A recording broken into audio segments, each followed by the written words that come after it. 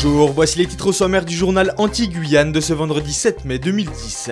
En Martinique, l'amendement des 50 pas géométriques proposé par le député Serge Letchimy a été adopté à l'unanimité par l'Assemblée nationale. En Guyane, le député Jacques Le Guen est en visite dans le cadre d'une mission portant sur la protection des forêts tropicales et de leur biodiversité. En Guadeloupe, le préfet de région Jean Fabre a visité ce vendredi la station d'épuration de Sainte-Anne dans le cadre de la Semaine de l'Europe, une infrastructure publique financée en partie par le Fonds européen de développement régional.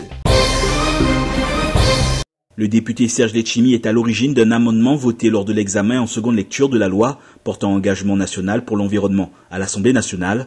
Repris par le gouvernement et adopté à l'unanimité par les députés, ce texte devrait permettre plusieurs avancées en Outre-mer dans la résolution des cas concernant la zone dite des 50 pas géométriques. Dans ce cadre, les processus de régularisation devraient s'accélérer, de même que les agences des 50 pas géométriques pourront étendre leurs compétences en matière d'aménagement.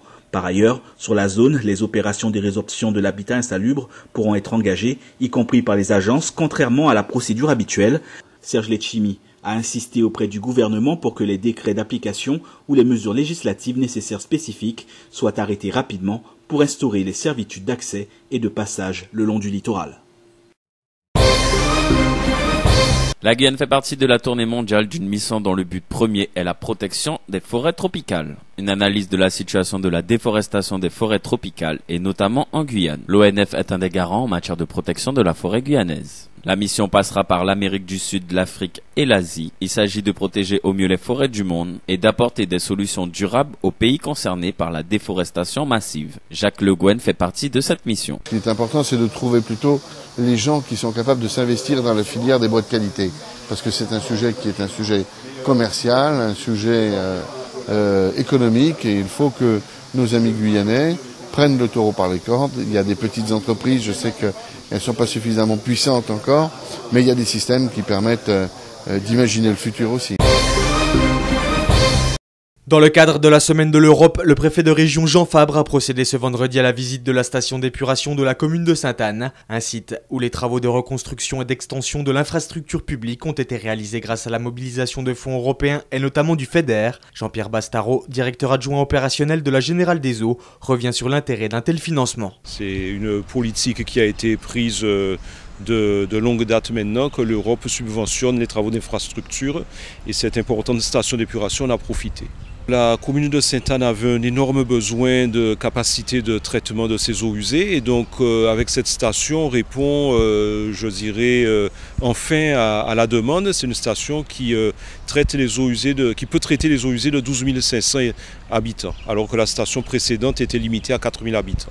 4,3 millions d'euros d'investissement, dont 2,4 au titre du FEDER, ont été mobilisés pour effectuer les travaux d'aménagement d'une station d'épuration mise en service en juillet 2009.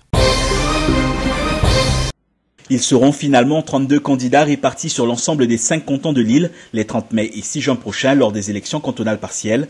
Les candidats et leurs suppléants avaient jusqu'à hier 16 h pour déposer leur déclaration de candidature au service des élections de la préfecture. Mais dès lundi, plusieurs d'entre eux avaient déjà effectué cette démarche. Certains sont connus, d'autres se lancent dans l'aventure politique. Quoi qu'il en soit, dans moins d'un mois, ce seront les électeurs de leur canton qui auront le dernier mot. Il faut rappeler que ce scrutin fait suite à la série de démissions des conseillers généraux élus depuis à la région. 30 minutes de votre temps pour sauver une vie. C'est à travers ce message évocateur que l'établissement français du sang organisait une collecte du précieux liquide aujourd'hui au centre Rémy Nassouta. À l'heure où la pénurie se fait cruellement ressentir dans le département, l'EFS Guadeloupe-Guyane ambitionne de récolter pas moins de 40 poches quotidiennes afin de parvenir à une autosuffisance. Être âgé de 18 à 70 ans, ne pas souffrir d'anémie, être à jeun et être en bonne santé sont les seules conditions nécessaires pour procéder à un prélèvement compris entre 450 et 480 ml par personne. L'autonomie sanguine de la Guadeloupe passe avant tout par la générosité des donneurs qui sont venus en nombre ce vendredi au cœur de Pointe-à-Pitre. Résultat, plus de 45 poches récoltées qui seront ensuite analysées en laboratoire avant d'être administrées aux accidentés de la route et aux trémophiles. Le Jardin botanique accueille ce samedi l'univers de la femme. L'association Cœur de Femmes, créée en janvier 2010, propose une journée dédiée à la femme. Misère Pierrette est la présidente de l'association. Elle nous donne quelques explications. Lors de cette manifestation, nous aurons une vingtaine d'exposants, tels que des coiffeurs, des manicures, pédicures, la beauté du corps, donc avec des esthéticiennes, du sport. Au programme des rencontres et des conférences avec des professionnels du bien-être. Les hommes aussi participent au bien-être des femmes car ils sont partie intégrante de leur quotidien. Je pense que les hommes ont une grande part dans l'univers de la femme et contribuent également à son bien-être. Et là, on voudrait montrer justement que c'est possible de penser à soi tout en s'occupant de sa famille, tout en s'occupant de sa vie professionnelle.